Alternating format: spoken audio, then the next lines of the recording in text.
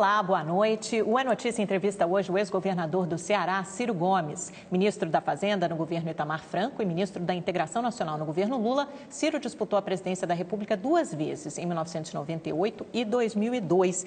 Boa noite. Governador, seja muito bem-vindo ao É Notícia. Obrigado. E eu já começo com essa pergunta. O senhor já disputou a presidência 2 vezes, disse recentemente que pensaria 100 vezes antes de disputar a presidência novamente. O senhor já tomou a decisão de disputar o cargo? Eu vou pensar 99 vezes, não é? Desde a última vez que lhe falei, se serei. Por quê? Porque a missão de presidir o Brasil na sequência dessa anarquia, dessa generalizada degradação das nossas instituições, será uma tarefa inumana para uma pessoa, como eu já disse, como eu, que penso o que eu penso, que falo o que eu falo, que confronto os confrontos que eu já tive que enfrentar e sem arrependimento nenhum, mas eu atribuí ao meu partido essa decisão. E eu, cada dia que passa, sinto crescer a responsabilidade de ajudar, pelo menos, a construir uma alternativa para o nosso país. Bom, se depender do presidente do seu partido, do PDT, o Carlos Lupe, ele já diz, desde que o senhor filiou, é um bom amigo, tem entusiasmo, que o senhor é candidatíssimo à presidência da Se eu República. for, vou para fazer história. Fazer história como? Eu não vou para fazer um projeto de poder, como infelizmente desperdiçamos com Fernando Henrique e Lula, duas extraordinárias oportunidades de reformar as estruturas do país. O Brasil está caindo aos pedaços, nossa economia está em pandarecos, o preço amargo disso são 12 milhões de irmãos e irmãs nossos sadios para trabalhar, que não têm hoje a oportunidade de trabalhar. A violência hoje espeta o espinho do medo no coração da família brasileira, por onde se anda, já não são mais nas grandes cidades, as pequenas, médias cidades, não há mais ninguém protegido dessa violência, dessa barbárie que está acontecendo. E em Brasília, uma confrontação absolutamente estúpida, odienta e politiqueira, que não considera estrategicamente os nossos problemas.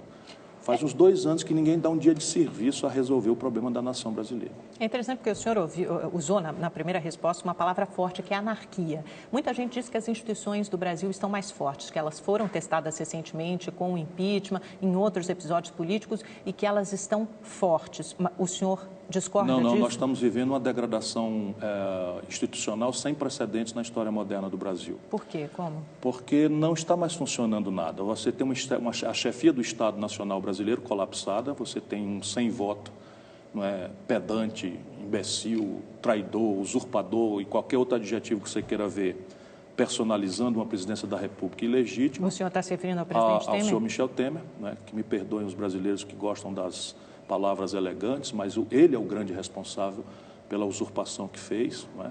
Na sequência, você tem um judiciário exacerbadamente fazendo política, um Ministério Público, evidentemente que estou falando das exceções, não das regras.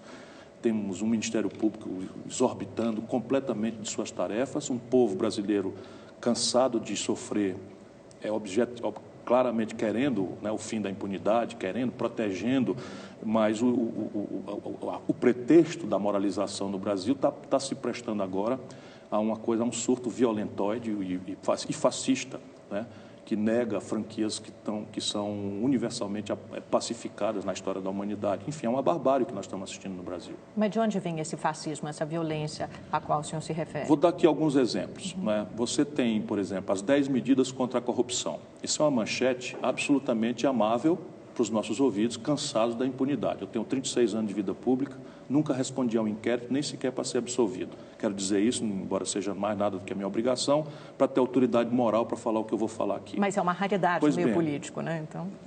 Eu cumpro o meu dever, isso é só minha obrigação. Nunca respondi nem sequer para ser absolvido, o que seria absolutamente natural, alguém que foi deputado, prefeito, governador, ministro 2 vezes, enfim, nunca nem sequer para ser absolvido. Dito isto, veja bem, uma garotada se reúne, não duvido até da boa fé, né, mas uma garotada sem maturidade, insensada por esse aplauso desesperado de um povo cansado de ver a impunidade. Esses são os procuradores de Curitiba e mais alguns por aí afora. É um fenômeno que não está circunscrito a Curitiba. Não duvido da boa fé, elabora uma providência que são 10 medidas contra a corrupção.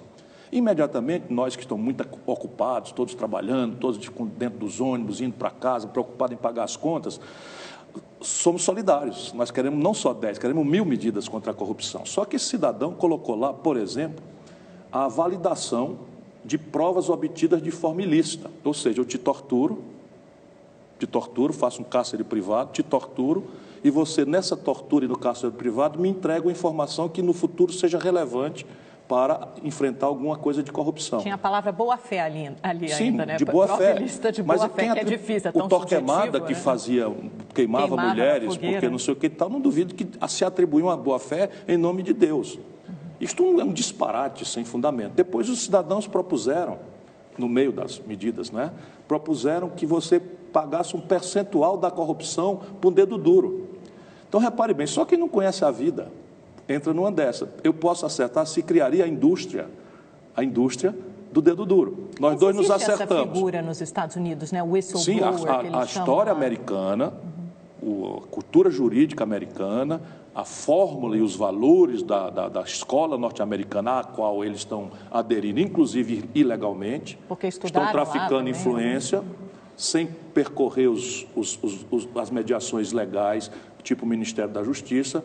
O senhor Moro, de quem eu não duvido da boa-fé, a quem eu ainda apoio, o senhor Moro passou agora para uma empresa privada da Inglaterra informações para essa empresa privada processar a Petrobras. Informações essas obtidas em segredo de justiça, sem o trâmite pela diplomacia brasileira e pelo Ministério da Justiça. Tudo isso é uma anarquia completa.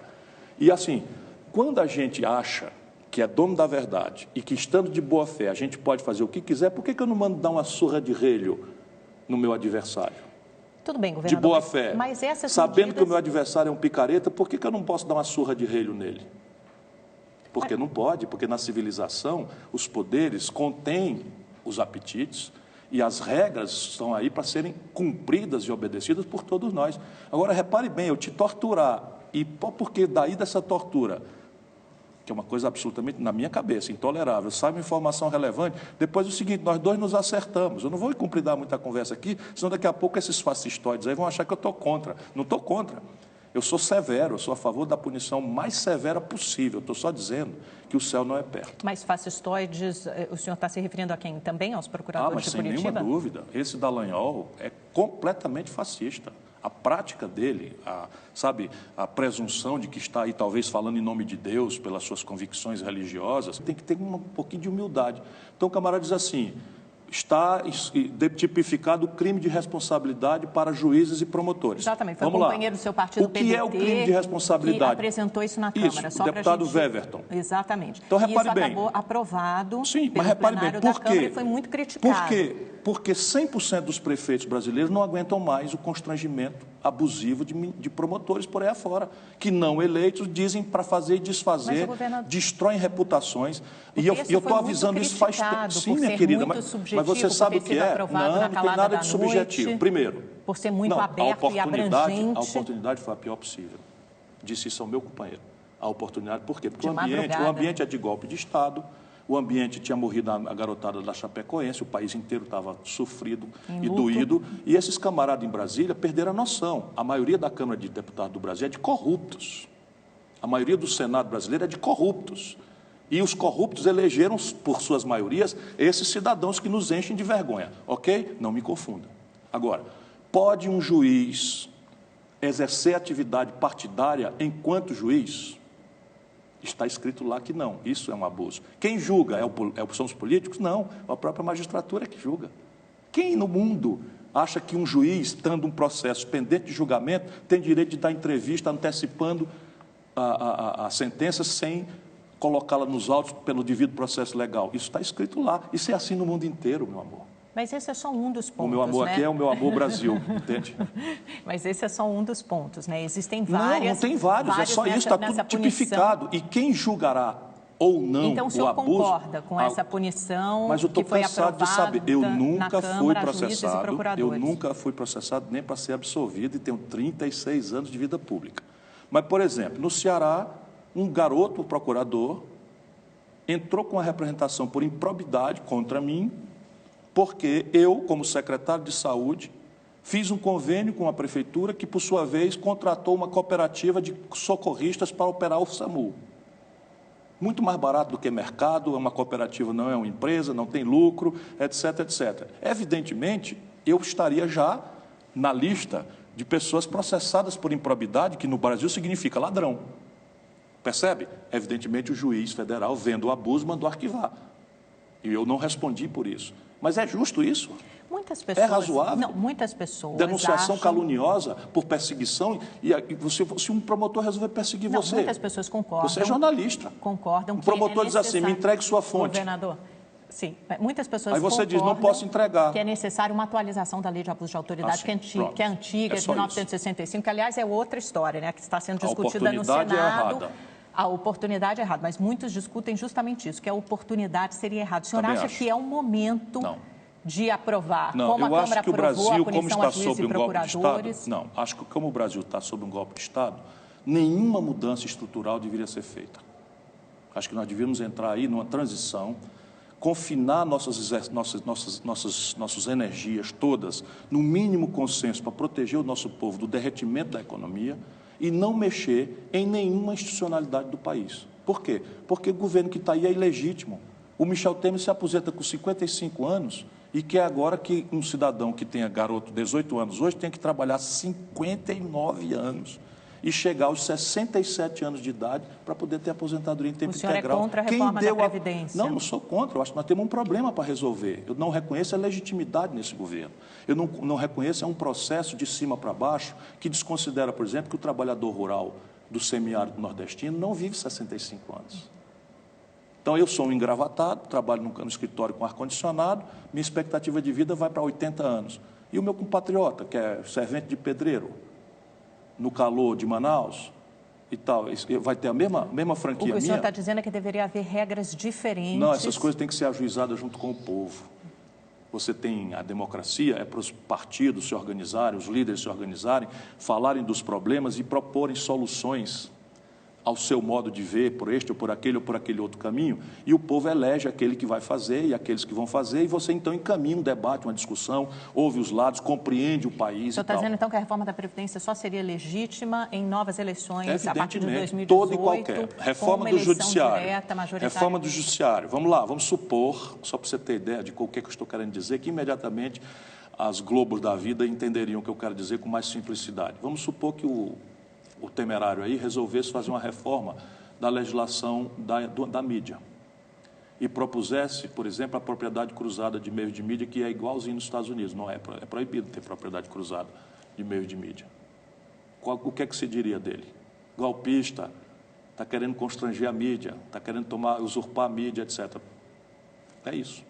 Então, o debate sobre a reforma da Previdência é legítimo, só não é legítimo o momento em que ele está acontecendo. Sim, nós temos um problema. O problema é que a demografia brasileira está mudando rapidamente. Nós estamos envelhecendo e temos uma legislação previdenciária que, ao ver isso, foi fazendo remendinhos e puxadinhos para cá e para lá. Exatamente. Então, o senhor concorda que é necessário uma reforma mais ampla? Esse é um problema que precisa ser posto em debate e temos que fazer uma reforma profunda.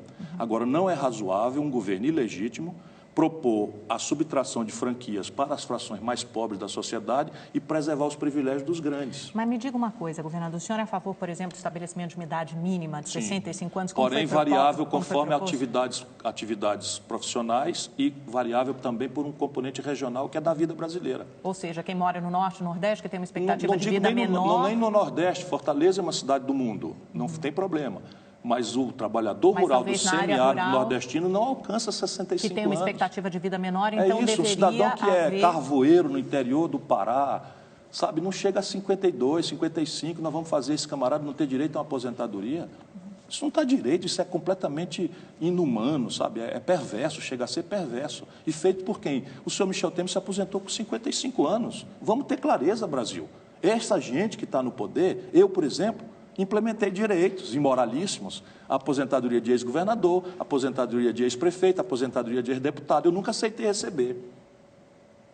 Aí eu tenho moral para vir aqui lhe dizer sobre essa questão. Nunca aceitei receber, porque considero imoral, como esse senhor Michel Temer, o senhor Padilha, tudo aposentado com 45, 50, 50 e poucos anos. Tem muitos ministros que já receberam, tudo canalha, tudo canalha, usurpador do poder nacional brasileiro. Agora, governadora, a formação de uma frente ampla de esquerda, tal como aconteceu no Uruguai, já foi cogitada pelo ex-presidente Lula, pelo ex-governador Tarso Genro, por gente do seu partido, pelo Carlos Lupe, do PDT. Tem chance de prosperar? Por quê? Nem é o que o Brasil precisa.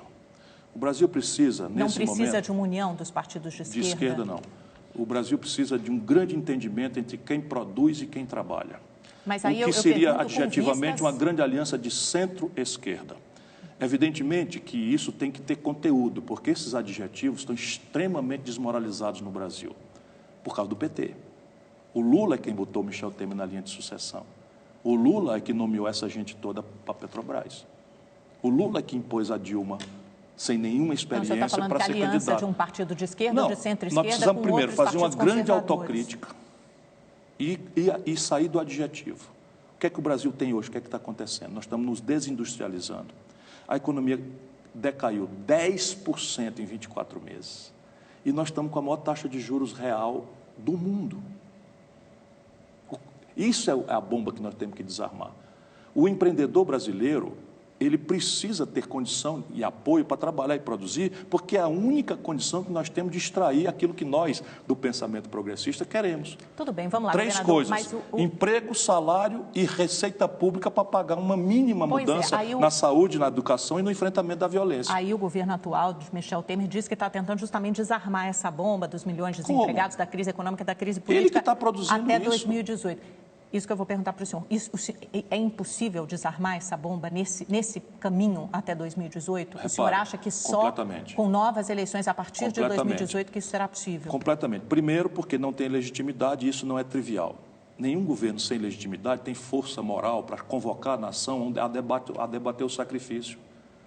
Aí eu venho um adversário como eu e diz assim, senhor Michel Temer, o senhor tomou o poder, o senhor não tem a menor autoridade moral e o senhor está propondo uma previdência social que mata o nordestino sem chance de ter aposentadoria para o senhor ter uma aposentadoria feita aos 55 anos com um salário acima do teto. Está aprovando a PEC do teto de gastos, né? Antes da reforma da Previdência. Sim, foi a grande, mas repare bem, não está não, proposta. Isso é mentira. Também tem um monte de brasileiro de boa fé porque eles estão falindo o país. A situação fiscal brasileira é sem precedentes. Esse ano, o déficit nominal será de 450 bilhões de reais e o déficit primário se aproximará de 200 bilhões de reais. Não há nada parecido na história brasileira. O senhor acha que o ano que vem vai ser igual. Vai ter um leve crescimento, né? Pelas expectativas do mercado igual. até agora. Por quê? Porque a receita pública está despencando. Por quê? Porque nós estamos destruindo o tecido produtivo brasileiro. Por quê? Porque nós estamos, no momento de uma depressão econômica, impondo às empresas um constrangimento nos seus balanços, que é a taxa de juros que está inviabilizando a empresa nacional. Mas, governador, então o que o senhor está dizendo é que os brasileiros estão condenados a viver nessa situação até 2018, até haver novas eleições? Do jeito que as coisas vão, até 2018 está compromissado. Agora, quando o senhor fala que a frente ampla de esquerda não é possível, mas que seria possível uma aliança de centro-esquerda, que partidos o senhor imagina nessa aliança? Repare, os partidos estão adjetivamente classificados mais ou menos de forma posta. De acordo com o espectro político. Então, você tem aí, ao centro-esquerda, você tem um pedaço do próprio PMDB, tá certo? Há um pedaço do PSDB, minoritários, mas aqui você tem que ter um corte também de decência, porque não dá para fazer mais aliança com bandido e trazê-los para o centro do poder. Mas com vista às eleições, você não consegue metade do PMDB ou metade do PSDB? Não, claro que sim, claro que conseguem. Só quem fez a bobagem de botar o PMDB organicamente na linha de sucessão foi o Lula, ninguém mais. Vê se o próprio Lula escolheu, próprio Lula escolheu o Zé Alencar para vice. Então o senhor imagina... Um homem extraordinário, maravilhoso, e tirou ele do PMDB. E era um empresário. O Itamar Franco foi vice do Collor, um homem de bem, né, decente. E aí o Lula entrega, bota a Dilma, uma pessoa inexperta, gente boa, séria, mas sem nenhuma experiência, e bota um espertalhão, fator de unidade da quadrilha do PMDB, como o Michel Temer na linha de sucessão. Depois contemporiza com Eduardo Cunha, presidente da Câmara. Depois faz acordo para o Renan ser presidente do Senado. Isso é a tempestade perfeita que está se organizando sobre as costas do povo brasileiro. Mas isso provavelmente vai continuar assim até 2018, né? Mas, o senhor imaginaria, o senhor imaginaria atrair quem para o seu lado? Que partidos? É isso que o senhor fala? Eu não estou muito preocupado com isso agora, não. Sabe, essa ideia de transação em Brasília, trancado em sala, não me agrada. Mas a aliança com o PT o senhor não vê como possível? Não, eu não vejo não por mim. Eu não vejo pela natureza do PT. Porque o presidente do PT, o Rui Falcão, disse numa entrevista recentemente que o PT só trabalha com o plano A e que o plano A ainda é o Pronto, Lula. Acabou, tchau, boa sorte. O senhor não vai nem insistir? Não vou mesmo. O senhor acha que o Lula tem condições Não vou e também não contem mais comigo. Desde 89 que eu estou nessa, agora só vou para mudar. O senhor está rachando, então, com o PT? Não, só vou para mudar, não estou rachando com ninguém. O que eu acho necessário, agora eu vou te explicar, é a gente dar conteúdo prático a um projeto nacional de desenvolvimento. Como é que nós vamos interromper a desindustrialização do país? Como é que nós vamos fazer via complexo industrial do petróleo e gás, complexo industrial da saúde, complexo industrial da defesa, complexo industrial do agronegócio? Como é que nós vamos recuperar a capacidade de se industrializar do Brasil? Isso que tem a ver com a recuperação da equação de financiamento da economia brasileira.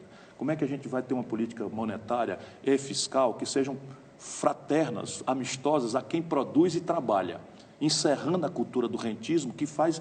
O Brasil está atolado muitos anos. O Fernando Henrique e Lula fizeram a mesma coisa. O filme da virada do Fernando Henrique, 98, 99, é o filme que nós estamos assistindo agora.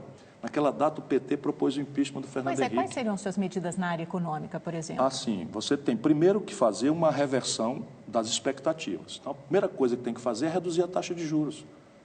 Simples assim, e olha que eu não sou uma pessoa simplória. Mas é porque a inflação estava muito alta, mentira, né? Você só pode reduzir a taxa de juros quando a inflação estiver mais comportada. É mentira, é lavagem cerebral. É lavagem cerebral, é mentira.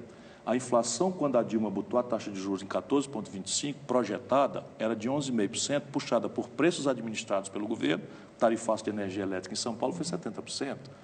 Era preços cambializados, nossos remédios que a gente compra na farmácia são todos importados, porque a gente não tem política industrial de comércio exterior, prostrados a essa estupidez neoliberal, 80% da nossa química fina vem do estrangeiro, paga em dólar. Se eu precisava de R$ 2,20 para comprar $1 de Tilenol, eu preciso de R$ 4,00 para comprar $1 de Tilenol, o preço de Tilenol sobe, não tem taxa de juros que dê jeito. Então é mentira. Só que hoje, aceitando a mentira para argumentar, a projeção da inflação para o futuro é de menos de 5%. É 4,7%, 4,8%. Então já dava para o Banco Central ter começado a taxa de juros está fazendo em 13,75%? Mais agressiva da taxa de juros. Está só inflando o balanço dos bancos, porque agora estão micando com créditos que são idiotas, no fundo. Nós estamos semeando para certa, como 2 e 2 são 4, uma crise no setor financeiro. Mas o senhor concorda, então, que o Brasil precisa de algumas reformas, além de reduzir a taxa de juros? Nós precisamos reformar o sistema de tributos, né? Na direção oposta do que estão falando, nós precisamos desonerar a produção e o investimento e sobregravar progressivamente o consumo suntuário e o legado de heranças e doações. Porque essas desonerações seletivas não deram certo no governo Dilma, isso né? foi um keynesianismo imbecil, mal lido, do Dr. Guido Mantega. Fizeram renúncia fiscal de 84 bilhões de reais para o oligopólio de automóveis e eletroeletrônicos mandar remessa de lucro para o estrangeiro. Então, o senhor está falando de que tipo de desoneração? Como é que seria Não, estou falando de desoneração, não. Estou falando de oneração de heranças e doações. Estou falando de agravar mais progressivamente o consumo suntuário e desonerar o investimento. Só isso, o investimento, não é o consumo. Então, aumentar os impostos dos mais ricos e desonerar a produção ou reduzir os impostos da produção dos investimentos. A gente estava falando, só para voltar Fácil de falar e guerra para fazer. E difícil de fazer, exatamente. A gente Mas por quê? Porque Brasília, agora está ficando demonstrado, Brasília não tem a ver com o Brasil. Brasília não está se doendo com a dor do nosso povo, com a dor da classe média, com o sofrimento, a angústia, a exasperação, a revolta do nosso povo. Brasília não tem nada com isso, eles estão mostrando isso. Agora, governador, só para a gente fechar esse bloco e ir para o intervalo rapidinho, o senhor acha que o Lula tem condições de disputar a presidência em 2018? Condição jurídica, acho que sim, porque... Ele terá até lá ou ele já terá sido Acho que sim, porque qualquer condenado? advogado, eu sou profissional de direito, talvez eu tenha a minha angústia com a degradação das instituições. Mas aí eu estou te perguntando pela realidade da Lava Jato, não exatamente, pela sua opinião como... Eu olhando como advogado, né, as acusações contra o Lula e as provas contra ele levantadas juridicamente, sim, eu não vejo como o Lula ser condenado. Ou seja, não há evidências para condená-lo. Quero dizer que acho que o Lula cometeu todas as imoralidades, sabe, a frouxidão moral, o novorrichismo, tudo certo. Quem botou essa gente toda aí para roubar, sabendo ou não sabendo, foi ele. Porém, eu estou falando do processo, se ele merece ou não merece ser condenado. E garanto a você, conhecendo o Brasil como eu conheço, o sintoma de um presidente corrupto não é um triplex cafona numa praia cafona de Guarujá. É algo muito maior. Pode acreditar. O senhor está falando que, do ponto de vista estritamente jurídico, não há evidências, não há provas para condená-lo. Não vejo como, falando como advogado profissional do ramo. Mas e o que o senhor acha que vai acontecer? Sua opinião, não do ponto de vista jurídico, mas... Não tem mais lei no Brasil, tudo pode acontecer. Ele pode ficar fora do páreo juridicamente. Tudo pode acontecer. E politicamente, ele tem condições de concorrer pela degradação, pela deterioração da imagem dele, acho que seria um desastre aconteceu. Para o país e para ele. Isso eu tenho dito com clareza. O senhor acha que ele iria perder? Quando um falcão desse, dando sequência ao desastrado exercício de uma presidência que enterrou o partido, importante para o Brasil, esse falcão é um imbecil, na minha opinião, desde sempre. Já ouvi fazendo besteira 1000. E continua. Né? Mas o que ele está dizendo? Ele não está querendo bem ao Lula. O que ele está querendo? Está querendo usar o Lula para ver se salva um resto do PT. Quando, na verdade, o que pode salvar o PT, que é importante para o país, é uma autocrítica. Sabe? É um mínimo de humildade e construir um caminho para uma novidade para o país. Não precisa ser eu, que afinal de contas nem novidade sou mais. Eu estou aí há 36 anos, fui governador, fui ministro 2 vezes, prefeito, deputado estadual, deputado federal, enfim, acadêmico, escrevo, falo. Não precisa ser eu. Agora, se o Lula vai, o que é que vai acontecer? A confrontação odienta, violenta, radicalizada que nós estamos vendo hoje no Brasil e que vai se agravar na esteira do desgoverno do senhor Michel Temer, vai se agravar e nós chegaremos em 2018 levando para o processo eleitoral este velho confronto. A melhor hipótese, o Lula ganha e não governa. Mas o senhor acha que ele ganharia? Sabe-se lá, acho que não. A Frente Ampla de Esquerda, então, pelo seu entendimento, está morta, não tem ela chance foi de acontecer. muito importante no Uruguai, que é um país menor do que o Ceará. Exato, mas aqui não vai se reproduzir. E ali havia uma coerência programática que aqui não há. Vamos concordar. A economia política do Lula e da Dilma foi rigorosamente a mesma do Fernando Henrique, contra a minha opinião. O que aconteceu? O Lula e o comecinho da Dilma, eles conseguiram atravessar. Por quê? Porque houve uma sorte internacional, a China crescia loucamente, comprava loucamente nossos minérios de ferro, e aí os preços dos nossos produtos foram lá para cima. Então, a gente vendia uma tonelada de minério de ferro por $190, a gente vendia um barril de petróleo por 110, e aí pagou a conta de expandir o salário mínimo, fazer o Bolsa Família, etc. Na hora que o barril de petróleo caiu para 30, na hora que o minério de ferro caiu para 38, o Platts, a tonelada de minério de ferro de boa procedência, como é o da Companhia Siderúrgica Nacional, onde eu trabalhava. Na hora que as commodities perderam 17%, 20% de preços, mesmo a de comida, quebrou-se. A economia afundou. Quebrou. E o que é que nós fizemos? Renúncia fiscal para a indústria automobilística e mentira na eleição. Olha no que deu. E provável candidato à presidência da República. Ele vai passar 99 vezes antes, mas até 2018, daqui a pouquinho o senhor resolve. Esse governo chega até o fim, o governo de Michel Temer? É improvável. Por quê? O conjunto de energias que estão se acumulando, agravadas pela ilegitimidade, agravadas por essa anarquia, né? Judiciário, Ministério Público, políticos, e, enfim, essa anarquia que eu estou muito angustiado com ela, a tendência das elites brasileiras é produzir um fusível, um escape. E, evidentemente, esse escape não espera 2 anos. Então, provavelmente, o Tribunal Superior Eleitoral, se continuar essa energia se acumulando, vai caçar a chapa e o Congresso vai eleger indiretamente um novo presidente. Essa o que talvez até seja, penso eu, melhor para o país. Essa energia se acumulando, o senhor diz, se o presidente Temer, por exemplo, perdeu o respaldo, o apoio do mercado, que é aquele ente meio figurado, sim, mas que mas representa basicamente um é o seguinte, o mercado tributou a ele algumas tarefas, que ele está fazendo a retórica do mercado e faz o oposto. Mas não é cumprir, ele está se desvencilhando. Por exemplo, você acha que os deputados se reuniriam de madrugada para fazer uma anistia ao Caixa 2, se não tivesse se acertado com ele? É a mesma canalha que votou o impeachment dele. O senhor está dizendo, é a crise política que contribui para afundar mais a economia? Sim, mas a crise política quer dizer o quê? A crise política hoje... quer dizer o quê? Você não vai votar a reforma da Previdência. Percebe? Ele faz a proposta, faz assim com casca e tudo, que é o típico cidadão enganador, então pronto, eu fiz. E aí o Congresso começa a criar dificuldades. Aí o Judiciário caça o presidente do Senado. Aí o Senado desobedece ao Supremo. Olha que tamanho da crise que nós estamos tendo. Vamos falar sobre isso. Só antes, no caso do Michel Temer, o senhor disse que seria melhor uma solução talvez seja melhor uma solução via TSE, o que implicaria em eleições diretas a partir do ano que vem.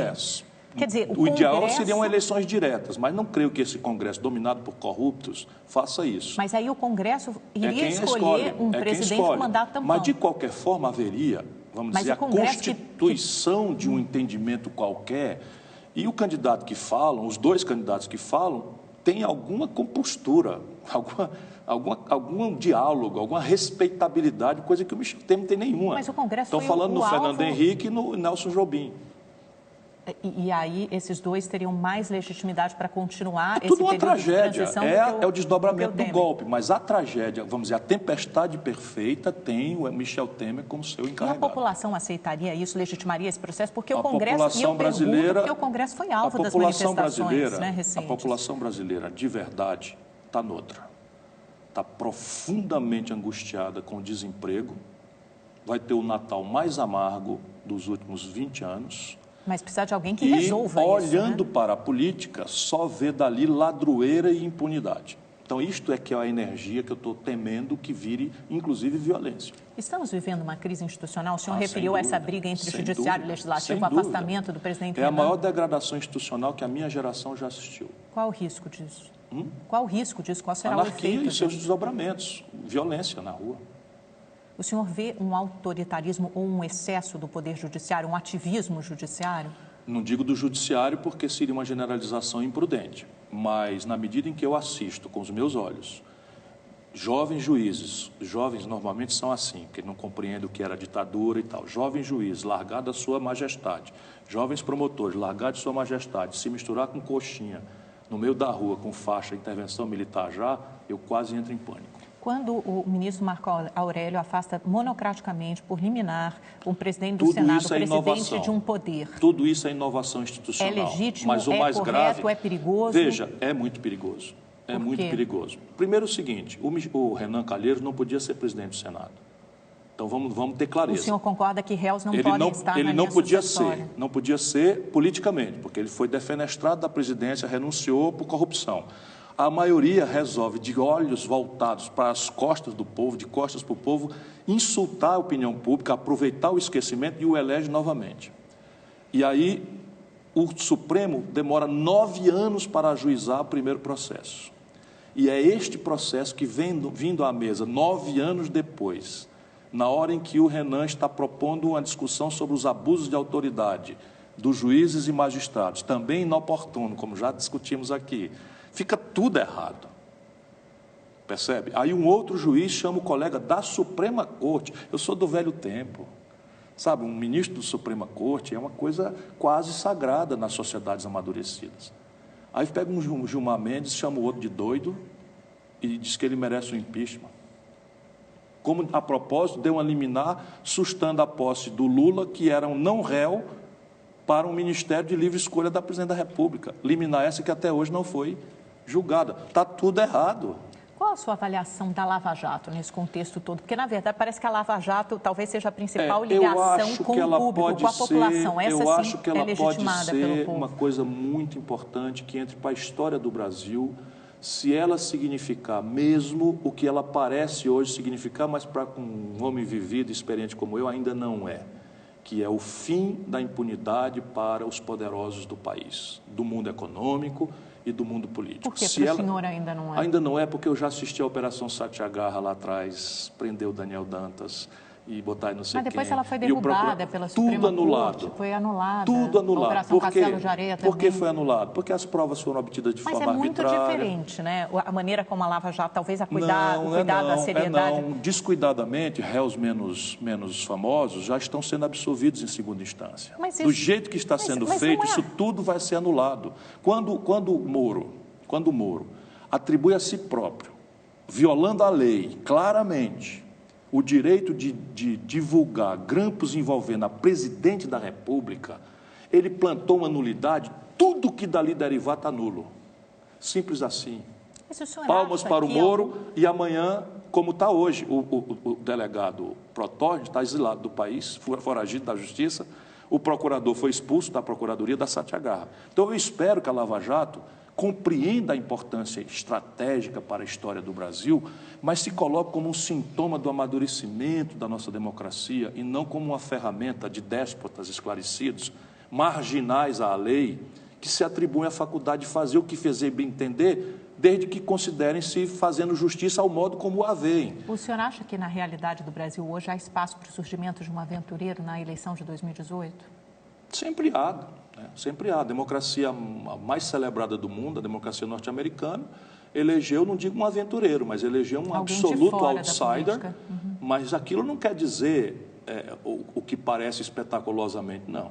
Aquilo quer dizer o seguinte: o operariado branco americano quis um ponto final nesse modelo neoliberal, né, do financismo a qualquer preço, que destruiu os empregos nos Estados Unidos. O mesmo isso talvez seja bom para o mundo. A gente já viu alguns exemplos nas eleições municipais. Isso talvez seja nas 3 grandes cidades brasileiras. Talvez seja. O senhor acha? Por quê? Talvez seja, porque eu não sei o que ele será por afirmação. Isso é um grande incógnito, acho que até para ele.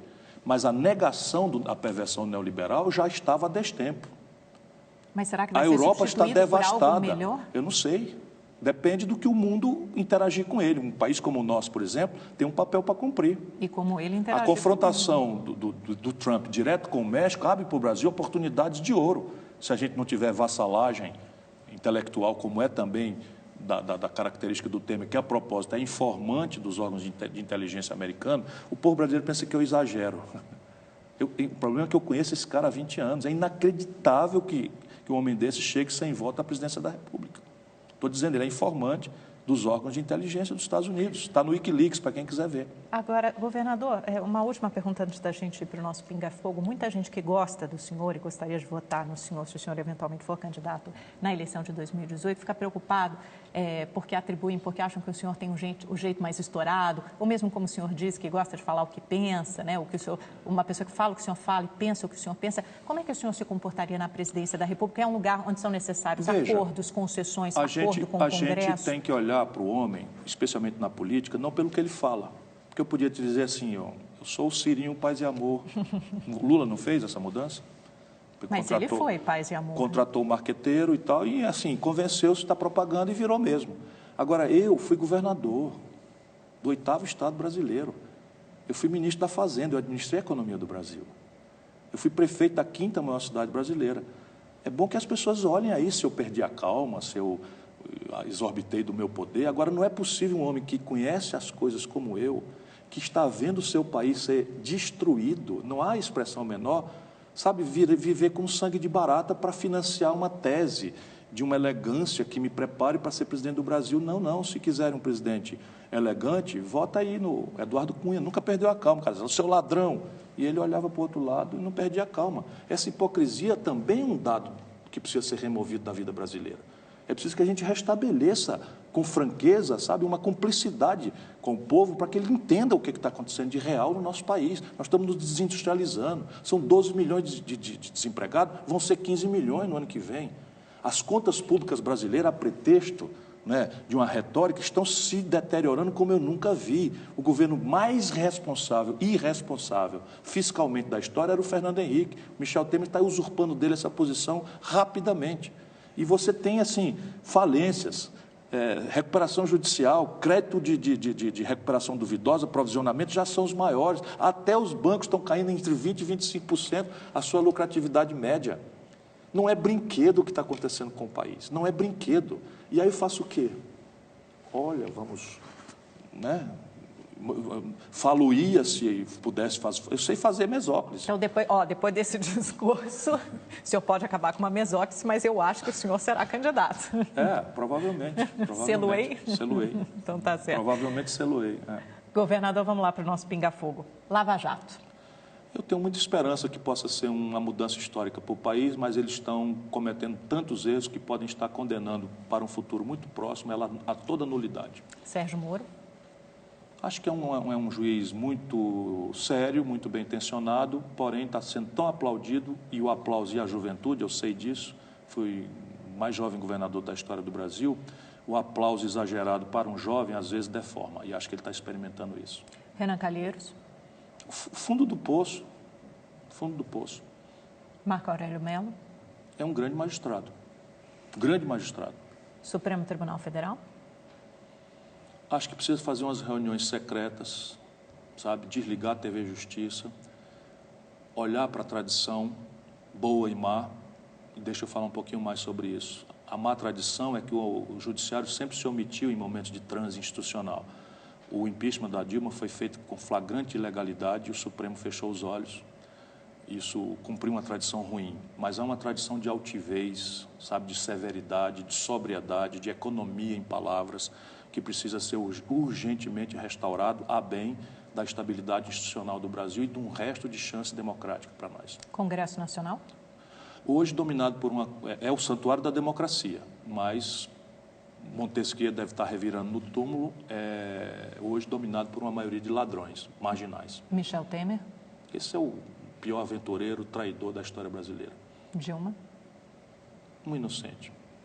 Lula? Foi brincar de Deus, vou repetir, queimou-se.